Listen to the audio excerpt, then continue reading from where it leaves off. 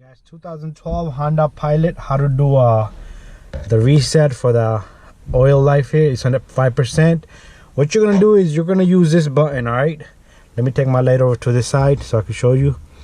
This is the button you're gonna do. This is the mileage select. You're gonna bring it there to the mileages. What we're gonna do is we're gonna turn the key off, then I'm gonna turn the key on.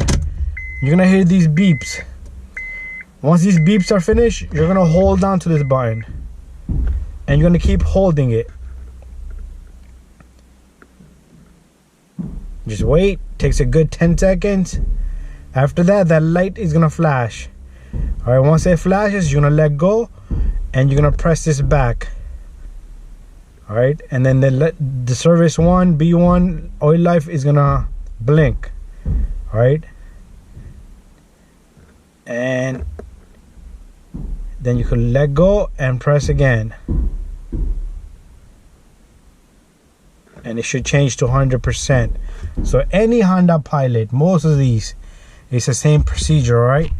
And if you have a Honda Odyssey, something similar, Honda Accords or something similar, but any Honda Pilot 2012, 13, 15, 16, 17 is pretty much similar.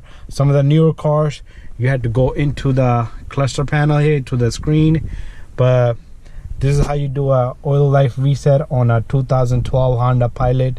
If you have 11, 12, 13 model, same procedure. All right, any other questions you guys have, you can message me, and please subscribe. I need everyone to share and like my videos.